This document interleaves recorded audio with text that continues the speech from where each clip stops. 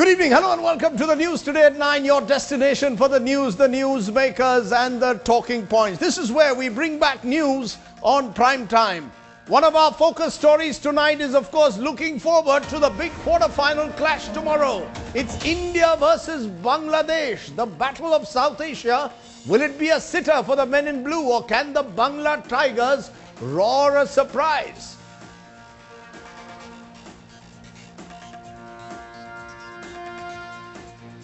Okay, we'll have, of course, all the action there, and we'll have Saurav Ganguly and Aminul Islam, two sides of the divide, telling us what's happening from Melbourne. That's coming up ahead on the show. But my top story, and the story we're going to focus on tonight, is the big headline. The Karnataka government now facing more heat over the mysterious death of IAS officer D.K. Ravi, who was reputed for taking on the builder and sand mafias. His family alleges foul play, demands a CBI probe. The government says a CID probe is enough. 4 days on, no arrest still made in the Bengal nun gang rape case, and under fire Mamata Banerjee now orders a CBI probe. Top Catholic priest demands speedy justice. Uttar Pradesh police arrest a class 11 student for allegedly posting an objectionable statement against Samajwadi Party leader Azam Khan on Facebook. We ask, is Section 66A of the IT Act a draconian law, or was it justified, the arrest in this case?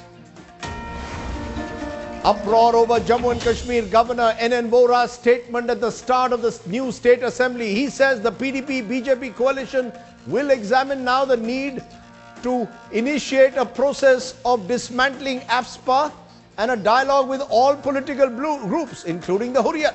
The BJP is not happy.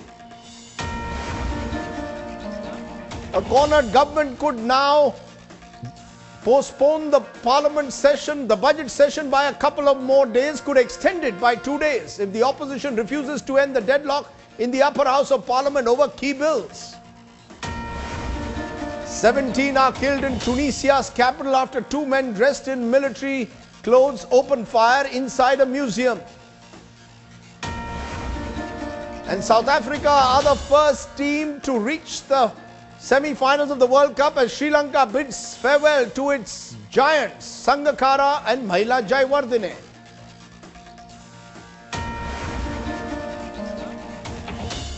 But our big story today and our top focus on the News Today at 9. 48 hours on, mystery shrouds IAS officer from Karnataka D.K. Ravi's death in Bangalore.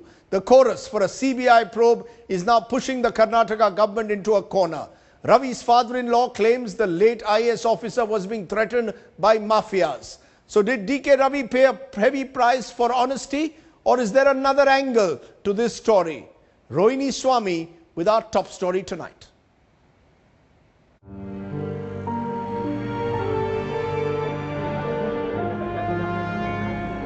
D.K. Ravi's parents staging a protest at the Vidhan Sauda, crying out for justice, forcing Chief Minister Siddaramaiah to walk out and reassure them. The bereaved parents absolutely refusing to believe that their brave son could have taken his own life. We are here on a protest sitting right in front of Vidhan Sauda, and they're demanding a complete CBI inquiry into the death of D.K. Ravi. What they're saying is they will continue to protest here until the CBI has been handed over the investigations. They've also threatened that they will continue to be here, and they may even go to the extent of committing suicide. D.K. Ravi's father-in-law too claims that the upright IAS officer was getting death threats, alleging that Ravi was being pressurized by Congress MLA.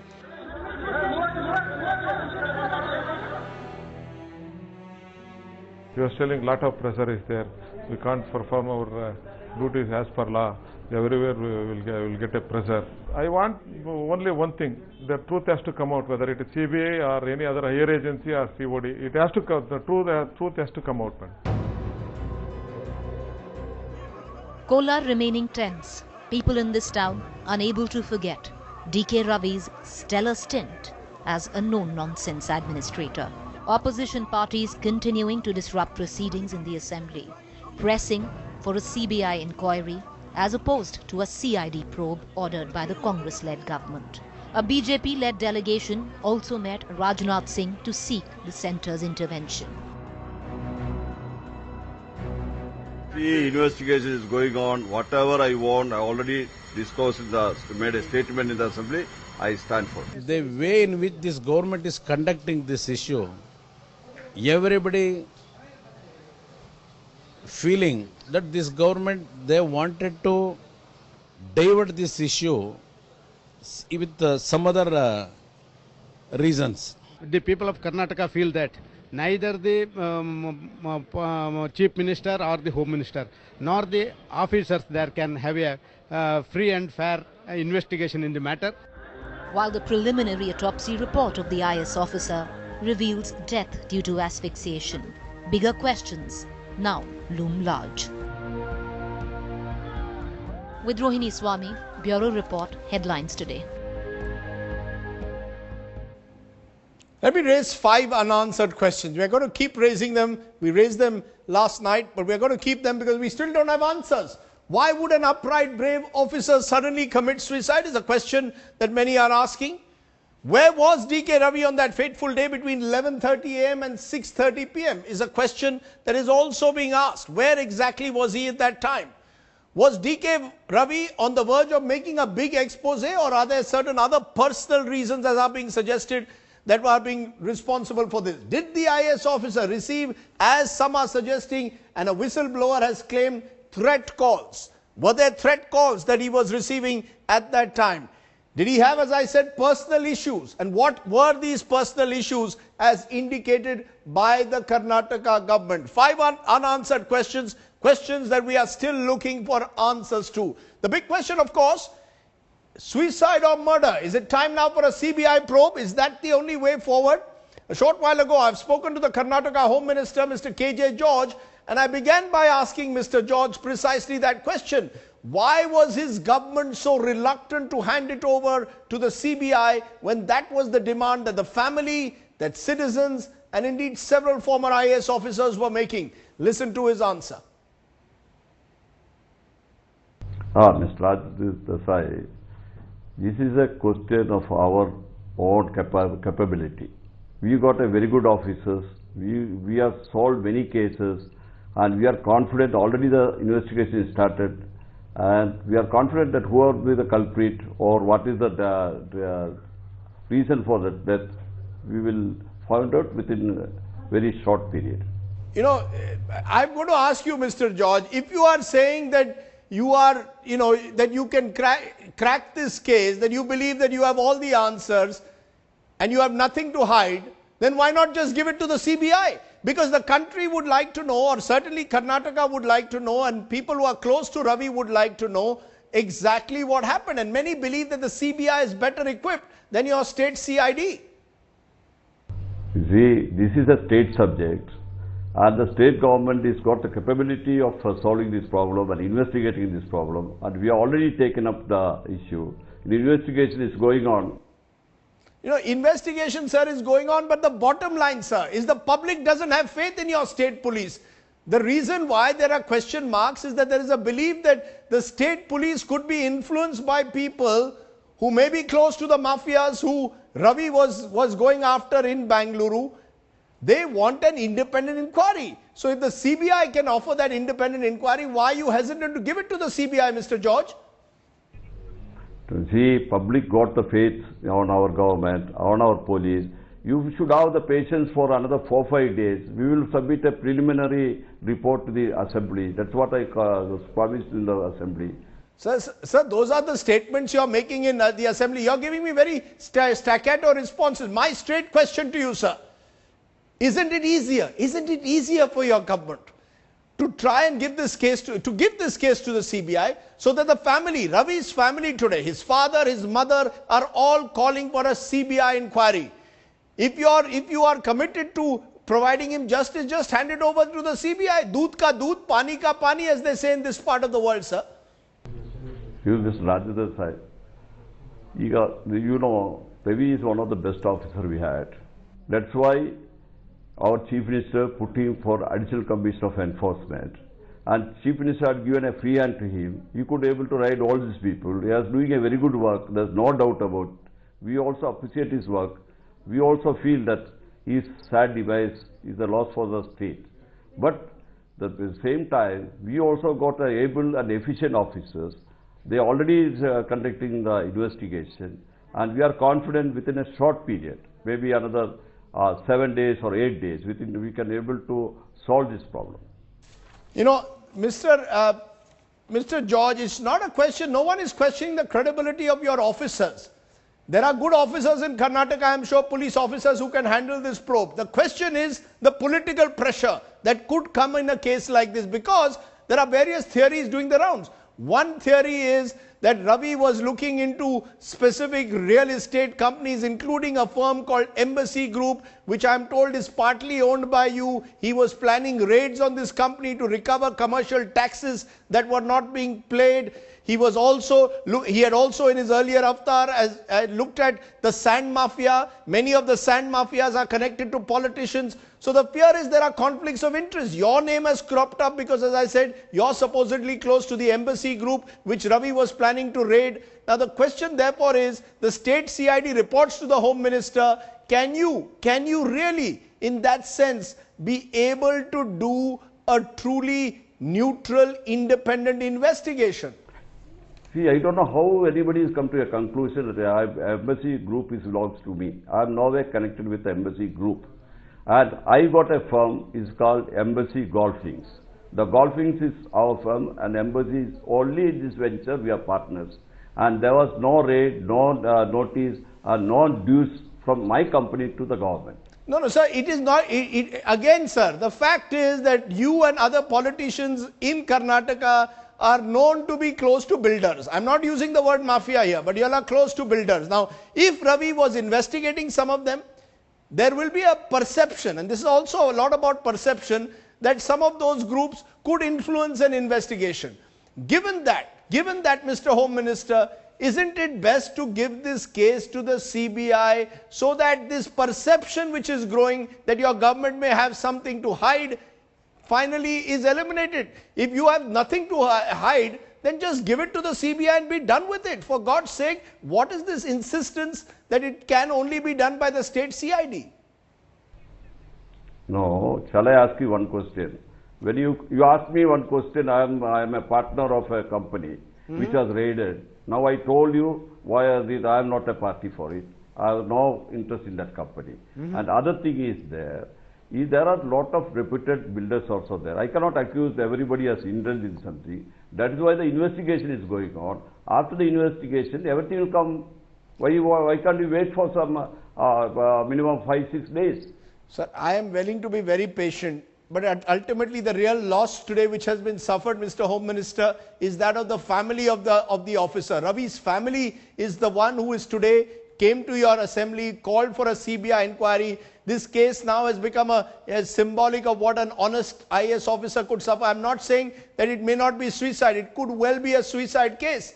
But if it is murder, if there is foul play, you've got to respect the family's wishes. The family believes there could be foul play and the family wants a CBI inquiry. Why not respect the wishes of the family of an IAS officer of your state, an honest officer? See, my job as a Home Minister to protect the 6.5 crores of the Karnataka people. Anything has happened, I am responsible for the law and order and the crime also. My officers are able to give a good investigation and they will solve the problem. Not only this one, many other problems, many other crimes we have solved. Why can't we have faith on our Karnataka officers? Sir, the fact is that I will repeat this. It's the perceptual factor. The perception, people are not convinced. People are not convinced that your government will do, the Siddaramaiah government of yours, the Congress-led government there, will not do the kind of investigation they want to see. So even if tomorrow your CID report comes and says it's suicide, there will be people out there who don't believe it. Maybe the family won't believe it. Which is why I am saying again, isn't the best way to resolve this to hand it over to the CBI, sir? You see, you should have faith on our government. You should have faith on our Chief Minister, who had appointed Ravi and given him a free hand. And we are not afraid of mafias. We are taking head on the mafias. And we are against the crime. And law and order situation is very good in our state. Why you got a doubt or some people got a doubt? Because of the opposition. I'll tell you. This confusion among the people. I'll tell you, Mr. Home Minister, why people have a doubt. Because whatever you say on this program, the credibility of politicians in several states, particularly in Karnataka, has been at an all-time low. There have been questions. The previous BJP government had questions about its links with various mafias, particularly in the mining sector. There are questions that are being raised about your party, your leadership, about its links with the real estate sector in Bangalore. So these are questions of credibility. Ultimately, when your credibility is low, then the best way to resolve this is to call for a free, independent investigation. So, Mr. Sardesai, you cannot blame the government like this. The credibility of the government is there, that's why we got elected. And we are doing a good job also. I don't agree with you that the people are with the government. So you say the people are with the government. There have been protests today and yesterday on the streets. There have been, the family has staged a dharna. Various IAS officers have written very strong articles saying that they were, they stand by an honest officer and are worried that maybe political pressure drove him to suicide. All these are questions that are being raised. Now, given those questions, are you telling me that all this is being orchestrated by the opposition, that this entire thing is being orchestrated? Aren't you? Isn't it better off, rather than blaming someone else, to simply say that we are conscious of the strong public feeling out there and we are ready to respond as a responsible government? Yes, I will also agree. This is politicalizing the situation. I don't want anybody to do politics on a dead body. We lost a great son of Karnataka and we are with the family. I can understand the family's sorrow, their feeling. But I am confident within a short time we will solve this problem, and including you will appreciate what we are going to do. Well, I'm going to then say, you have said short time, you've said 5 or 6 days, you've said 7 days at various times in this interview. Maybe, sir, next Wednesday, same time, same place, sir, you and I will talk again. We will wait to see whether your government and your CID, sir, can provide us some of those answers to those questions, and whether you are in the end willing to give this to the CBI, because that really is it. That's the assurance, right, that you're giving me, that by next week this time, you will be able to crack this case. You see, I had given a commitment to the assembly. Our session is going on. I had given a floor of the house, I had given a commitment. 31st is the assembly closing day. Before that, I placed this interim report in the assembly. Then we'll discuss. Then the chief minister also will be present. Then, if needed. It's interesting you're saying that, because you're saying I've given a commitment to the assembly, I'll speak to the assembly. The fact is your government has already said there were personal reasons and that it was a case of suicide even before the investigation is concluded. So at one level you're saying, give me a week, fine. Then why does your government go ahead and say it was personal reasons, and even before the investigation really began? You see what happened. Our police commissioner, along with his team, that is our forensic science team, I think this fingerprint team, and all his senior officers, the preliminary investigation they done in the crime site of the crime. Then the prima facie they said this is a suicide and the thing. That's why the commissioner told the thing, and after the thing there was a motion moved the assembly and the council. I have to give a statement in the council. Then I got a report. There's a personal angle for this suicide. No, but Mr. Home Minister, investigation is going on. I cannot give complete details now. Mr. Home Minister, as a result, the sense is that your government has already prejudged this investigation with your statement that you gave in the assembly. Can you give me a guarantee that there will be no interference? Therefore, is a logical question for me to ask. Or have you already concluded that this is a case of suicide, sir? Only, see, that means we cannot run this government at all. You know, the opposition says they have no faith in the investigation. The people of Karnataka, they got the faith in the investigation of our government. Our government is headed by Mr. Siddaramaiah. He is a very able administrator, a committed person. He never allow any wrong thing to happen, including me as Home Minister. I'll assure you there is a free, fair and the real investigation will be there.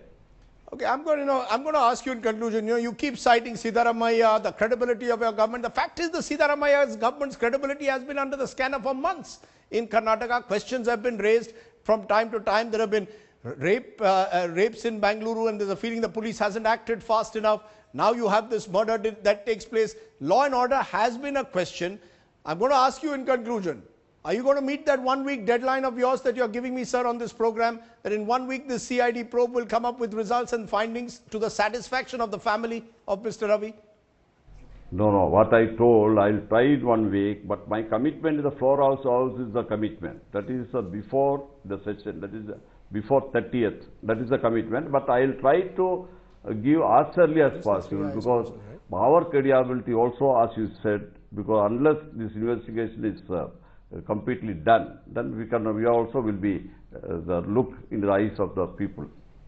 You know, Mr. George, I've tried to extract answers from you. You're saying that you are giving commitments to the people of Karnataka. We will hold you to your word. Mr. George, Home Minister of Karnataka, appreciate your joining us. Let me just go to my panel and talk to IAS officers. 3 upright IAS officers are joining me today on the program to tell us what exactly is the message that has gone across. Arun Bhatia is joining me. He is, remember, an IAS officer from Maharashtra and someone who has taken on various mafias in his state. Mr. Raghunandan joins me. He is an IAS officer from Karnataka. He's he's also an RTI activist. I think you've brought out a campaign called I Paid a Bribe in Bangalore to try and get citizens to resist bribes that are given. I'm also joined by Jaiveer Shergill. He's a leader of the Congress. I just want to get a Congress perspective to what we've just heard from the Home Minister. And K. Jairaj is retired Additional Chief Secretary of Karnataka. And I appreciate all of you joining me at this moment, because we are focusing tonight on this case. Mr. Jairaj, you've written a very strong article, I believe, or you've come out very strongly. You knew Ravi. Do you believe that Ravi was under political pressure for the actions that he was taking against the various mafias, be it commercial taxes in Bangalore or the sand mafia when he was in the districts? Yes, Ravi was under extreme political pressure for all the actions he has taken, particularly at the district level when he was Deputy Commissioner Kolar. And it is said that one of the main reasons why he was shifted out of Kolar prematurely was because of intense political pressure. And we've also been reading that in Bangalore, in the Commercial Taxes Department, he's mounted this crackdown on sales tax evasion, and he is in that process encountered major interests in the real estate sector. So all this is hearsay, by the way. I have not spoken to him or got information directly from him. Right. But you know, Rajdeep, this case throws up a larger issue, which is what I highlighted in my article today, which is the sad plight of young IAS officers, particularly when they have to face intense political pressure in the performance of their duties. And this is not, by the way, only in Karnataka. I'm sure it's in most other states in this country. And they are left alone at the end of the day to manage the system. And at the end of the day, they have to pay a heavy price for what they do, because they don't receive any kind of protection from the system. And so to me, poignant as Ravi's death is, it throws up the issue as to how do we create a conducive system for performance, for objectivity and transparency among younger officers. You're making a very important point, and you know, Mr. Raghunandan, I think that is it. Whether it's murder or suicide, we will leave it for the CID or the CBI to decide. I'm not going to prejudge on this program what happened to Mr. Ravi, but the fact is that there is a suspicion among the people out there that young IAS officers who are brave and honest are increasingly targeted. It's true about Karnataka, it's true about any part of the country. We've seen it in Haryana, we are seeing it in Maharashtra, we are seeing it in state after state. Do you believe there's enough protection for the young IAS officer today who wants to take on these mafias that are linked to political parties? And should that really, has Ravi's case in a sense become a test case of that? 100%. It has become a test case, and in the case of Ravi, I have personal knowledge about this. I do work with the panchayats in Kolar, and a few months back when he was under orders of transfer, there was a huge spontaneous outburst of support for him. And pressure was actually brought on me to kind of talk to him and see whether anything can be done. Pressure from whom? Are you saying Congress, the Congress government, or the local MLAs? Who was bringing on pressure? No, pressure from the NGOs and other people in Kolar to do something to see that Ravi is retained in Kolar. Oh, so he was not transferred. That he Pressure was from not the local. transferred. Yeah, exactly. But the fact was he was transferred. He was transferred. I did speak to him because I told my friends in Kolar that I would not like to do something unless I consulted him in advance. And when I spoke to him, he was very dignified. He said that he was under orders of transfer. He would not mind going and working anywhere, and his bags were packed. I specifically asked him, I said, we are all here to support you and we could help you out, we could mount some pressure, but he said, no sir, there's no necessity for this. So you're saying he was under political pressure both in Kolar and possibly in Bengaluru? He was very much under pressure in Kolar. He took on the sand mining mafia. If you go down to Kolar, even today you will see piles of sand which was actually impounded by him, which was being illegally transported from those areas. And there was also a particular instance in which I was told about this, where he actually prevented the encroachment of a tank bed which was apparently being converted into a golf course, and he had to pay the price for that. He was transferred prematurely. You know, as I said, we are not here to pass judgment on whether it's a murder or a case of a suicide. With Mr. Arun Bhatia, similar cases have come from every part of the country, including Maharashtra. The fact is, as was Mr. Jairaj also pointed out, young IAS officers who come with a degree of idealism, who want to change the system, are finding themselves under increasing pressure. And possibly, Mr. Ravi is an example of that. Someone who was under intense pressure. Whether that led him to commit suicide, whether there was foul play, we don't know. But the fact is that he was under severe political pressure with little protection. Why does our system provide no protection?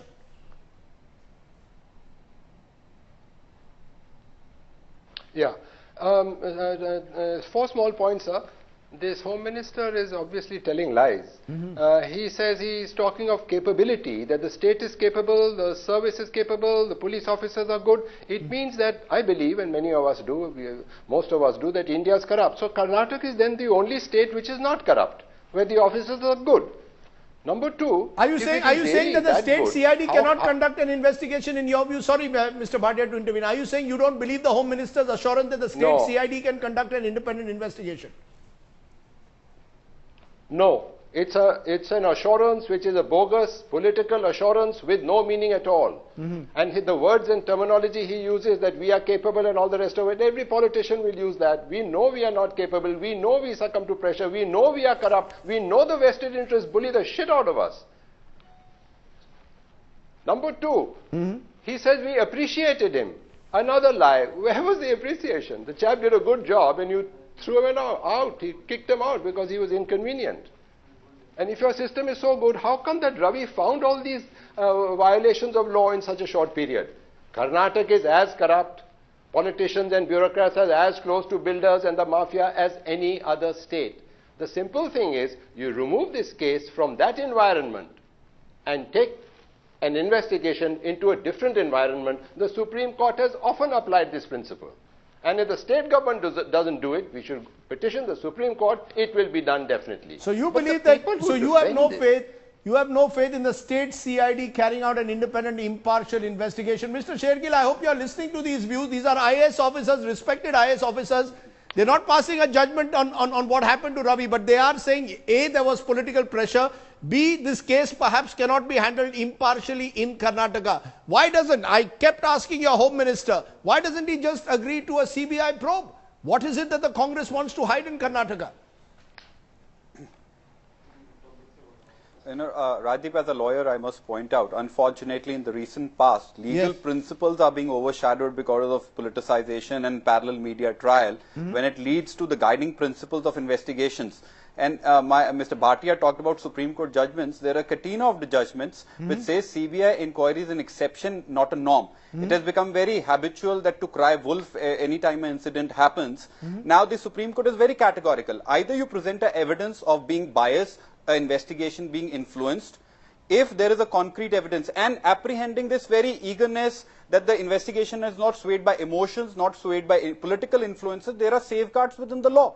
And if any of our panelists or any citizen of this country has evidence of biasness, it must present, and the inquiry will be presented to CBI. Number 2, you know, this general mistrust is a very dangerous precedent.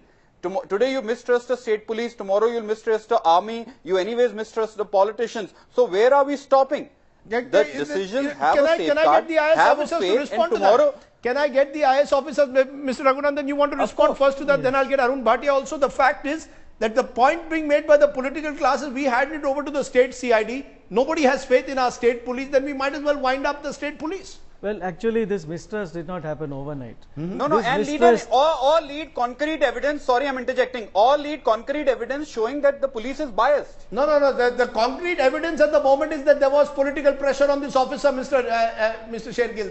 That is the evidence which is being provided. There was pressure. Now, whether that is enough to order a CBI inquiry or CID probe is another matter. But let Mr. Raghunandan respond. Yes, See, the first point is that this mistrust of the system in the government is not something that arose in one day. This is something that we have seen that is developed over a period of time. Bangalore is a cash cow for every political party. And I was quite, I had a cynical smile on my lips when I saw Kumaraswamy and Mr. Sadananda Gowda devoutly defending or attacking the Congress as if they were squeaky clean. They are not. You see, the whole point is that there is a nexus between politicians in general, the mafia, and certain builders. And when governments change, the only thing that really changes is the address to which the suitcase is delivered. Right. And so what happens is that you need protection of officers who are willing to take on the system. In the past, when we were young and we were in the government, we didn't have these kind of corrupt syndicated networks. So it was possible for individual officers to take on the system and get away with it. Today what happens is that if a young officer starts this on his own, you are really overwhelmed, and the stress levels can be terribly high. And I also would like to say that the IAS system has failed itself. This is not the first time that this kind of thing is happening in Karnataka. I think the rot set in when 20 years back a chief secretary was suspended and the association did nothing about it. Then another IAS officer was sent to jail. Again the association did nothing about it. The association, I think, should begin to stand up, and had they stood up in those days, this kind of thing would not have happened. You are making very, very strong points, and points which I hope this country is listening to, and I hope the Karnataka government. Yes, Mr. Arun Bhatia, and I'll ask my producer to focus on each of you so that we get out of this khidki window journalism. But go ahead, Arun Bhatia, respond to that, the point which is being made at the moment here. Yes, sir. Pressure has to be assumed. In view of the circumstances of the case, the pressure on this officer has to be assumed. Who do you think is going to go and prove? Is there enough reason to take it out of the state CID? Is there enough reason? Is there enough reason? Hey, 1 minute. Are we saying we have no faith in the state police? Who was that speaking? Are we saying we have no faith in the state police, Mr. Bhatia? Yeah. Sorry, sir. I thought it was one of the panelists. Okay. You see, in a corrupt system, actually, people and all of us do not have faith in the system. We do not have faith in political parties. We do not have faith in a corrupt bureaucracy. That's a given. Now, within this given situation, we do the best we can. So an officer like Ravi who dies in a particular environment, surrounded by the people whom he had tried to proceed against, we take the investigation out. That is enough ground. It's an assumption. Okay, yes, he must be under pressure. We can't say now you prove it. Had this not been such a corrupt country, had the systems been functioning normally, I would have granted the point and said, yes, let the state CID take care of this. But that's not the case in India. That is why the first thing that comes up is police ne investigation nahi kiya. Personal reason. But that is a very serious indictment in a sense of our entire process. Here, as Mr. Raghunandan is pointing out, there are now networks which operate. Mr. Jairaj, in that sense, do you also believe that this case cannot be handled independently and dispassionately in the state of Karnataka? It has to be taken either out of Karnataka or given to the CBI. Yes. Out of Karnataka, sir, given the circumstances, it must be taken. Usually I will go along with what Raghu says, but in this case, I am willing to extend time to the Honorable Home Minister of Karnataka and give him that 1 week or so required in order to present a report. Because, you know, all said and done, we can castigate our police force in whichever state it is. But the Karnataka police force has a decent reputation. We have to acknowledge that. And it is unlikely that given the profile of this case, they are going to be subjugated to any kind of influence. I say that without any personal knowledge. But there's a question of the public faith, sir. Mr. Jairaj, there's a question, even let us assume, just a minute, sir.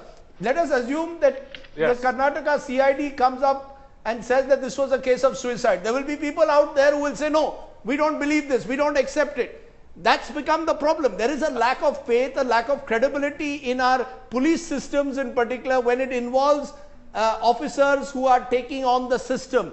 So therefore, in that context, do you believe it's better to just give it to the CBI? So at least that sense that maybe this investigation could be influenced, that sense will disappear. Government has to run its course, sir. And when they have announced an inquiry, and when the full weight of the government is behind the inquiry, I think, you know, in terms of good administration, we must allow the inquiry to be completed. And if there are latches in that inquiry, as the Congress spokesman has said, if there are evident and palpable mistakes, there are always means by which the inquiry can be challenged and justice can be obtained. But merely to debunk a government because of lack of confidence, in my opinion, is not a good augury. And second point I want to make is that today, the kind of political pressure that we see on officers is not just restricted to the case of Ravi. Right. It happens to everybody who tries to confront the status quo. This is endemic in our system today. I think and that all is the of us frightening must point. now When start senior thinking. IAS officers are coming and say there is something endemically wrong in our system, when Mr. Raghunandan is saying there is no unity even today among the IAS officers, when Mr. Arun Bhatia is saying that he has no faith in the state CID, it is very, very troubling. And it really goes in that sense. Mr. Ravi's death touches the nub of the problem, a lack of faith increasingly in those in our entire political system and its ability to dispense justice. I appreciate all my panelists joining here and speaking so candidly on this program. Let me give my take at the moment. Where do we stand then? The tragic death of an honest IAS officer does raise troubling questions. It is premature to suggest foul play, but a full and fair inquiry is needed. The Congress-led government must be open to fulfilling the family's demand for a CBI probe. Refusing to have one will only further politicize the issue and send out a signal that the government has something to hide. Justice must be done, and importantly in this case, seen to be done. All eyes tomorrow in the World Cup cricket will be on Team India, which takes on Bangladesh in the quarterfinals clash at the Melbourne Cricket Ground. That's the big match that's going to take place tomorrow. Team India undefeated in the World Cup versus Bangladesh, who are hoping to make a big impact in this tournament. India expected to have an unchanged side. Bangladesh receiving a boost as their captain Mashrafe Murtaza is now set to play. The match starts tomorrow 9 AM on Thursday. Okay. When you're playing quarterfinal, it's very important. All the matches gonna be in pressure situation. We need to just go there and play into what we have in the dressing room. We can't just think what they have. We have played a lot of matches against them. We just need to play positive cricket, need to do proper process in bowling, batting and fielding. And I think whoever do well in knockout stages definitely is the team going to win the World Cup. So I think it's gonna start, main World Cup gonna start tomorrow for us. Our focus is to playing all out good cricket. I mean, we're the team, we can't change one or two players, can't change the whole game. So we're the team, as a fielding, as a batting group, as a bowling group, as even once we fielded, once we all doing good in together, we do well. So we are focusing on everywhere basically, not just on particular area. Big question, of course, who's going to win the big game? So what we decided is we'd bring Saurav Ganguly from this side of the river Padma versus Aminul Islam from that side of the river Padma. That's right, the Indo-Bangla divide is on our program. Saurav Ganguly, Aminul Islam. And while both of you there in Melbourne could perhaps share a few rasgullas with each other, Saurav Ganguly, tell us the big question. Can I say that this is the closest to a cakewalk that India will get in a World Cup quarterfinal, Saurav? I wouldn't use the word cakewalk, Rajdeep, but I think it's a comparatively easy game. If I was MS Dhoni, I would have been more happier playing Bangladesh rather than England in a quarterfinal game. At the end of the day, it's still a game between two teams, but India is a lot favorite than Bangladesh, a lot stronger side than Bangladesh, and I really don't see Bangladesh getting past India tomorrow. Okay, you don't see Bangladesh getting past India. There you have it, Aminul Islam. Your fellow Bengali from across from Kolkata is saying India almost certain to win. You accept that you have very little chance, that this is really, India is firm favourites? I don't agree in a sense that Bangladesh is playing very good cricket in a flow. The way they played against England and New Zealand, I have a hope that they will give a good fight to India. On the other hand, India is a very experienced side. At the same time, they had been through this type of situation many times, and also they are current world champions. So at the same time, I don't say that Bangladesh will lose the match straight away, but they will give a good fight, and there are some match winners. You never know, and there's a ball of 300 balls. There's a game of 300 balls game, and whoever play better, they will win. And Bangladesh has a strong chance the way they are playing cricket from last 2 weeks.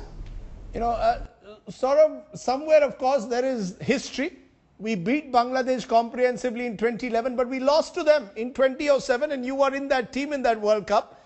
And Bangladesh has played some decent cricket. So do we run the danger of being a little complacent perhaps sometimes when we play Bangladesh? See, at the end of the day, a game has to be played. I don't think there's something which India should be scared at all, the way India has played in their last 6 games in this World Cup. But I think this is the best Bangladesh side to be in a World Cup, especially their bowling.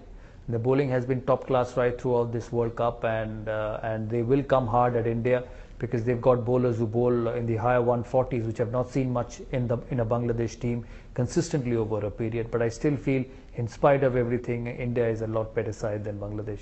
India a lot better side. Now, of course, Aminul Islam, 2007, many believe that could inspire you all tomorrow. Will it give you the team some hope, or will there be simply nervousness in Bangladesh, because in the Bangladesh camp, because this is as big as it gets for them?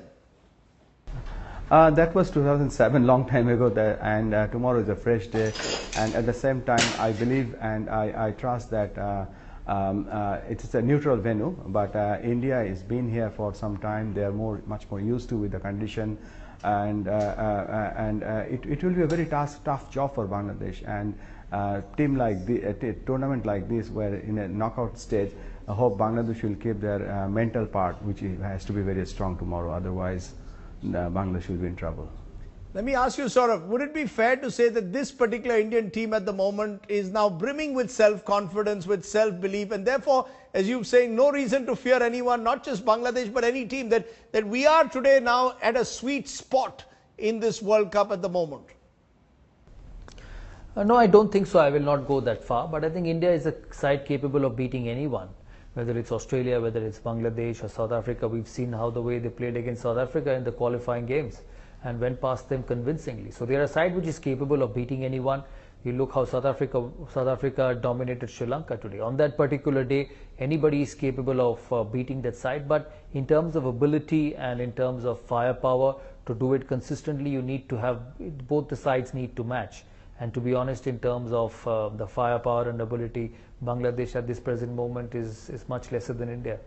Saurav, you seem reasonably confident of an Indian victory, but there is this question also of the pitches, the drop-in pitches. We saw today spin playing a big role. Imran Tahir and JP Duminy, of all players, destroying Sri Lanka with spin. Now, is spin going to be a winner for us, not just in this game against Bangladesh, possibly even in a semi-final that could be against Australia? Are we seeing a World Cup where spin could win us this tournament? See, these drop-in pitches in Australia and New Zealand have been there for a while. It's not the first time. MCG has a drop-in pitch since the time I was playing. In 1999, when I first came to Australia, they were drop-in pitches. Drop-in pitches depend on how they are prepared. If you leave grass on it, they'll seam. If you leave it dry, it's going to turn. That's how all pitches are. So I don't think drop-in pitches are the only reason for the wickets to turn. It's the end of the season in Australia. And Sydney and Adelaide, these two venues have the history of spin. It will depend on how Australia prepare, but looking at the way Sri Lanka and South Africa played, looking at the way the South African spinners have bowled, I think Indian spinners will be happy to go into Sydney and play whoever. It could be Pakistan, it could be Australia, although Australia are a lot stronger side than Pakistan at the moment. You also have to wait in the morning of the game to see how the pitch is, because Australia is a home team and they will try and make the most of the home conditions in a World Cup semi-final. Let me ask you then, just on tomorrow's match, Saurav, and I know you have a soft spot sometimes for Bangladesh, but would I be right in saying 95% India wins, just a 5% off chance of a Bangladesh victory? No, I am with you on that actually. Some of them are giving Bangladesh a bit more chance. a bit more percentage, but I think I am with you on that, and I think India is a far, far superior team. There, Aminul Islam, Saurabh Ganguly, your old friend, is saying 95% chance India will win, just 5% for Bangladesh. You going to agree with that tonight?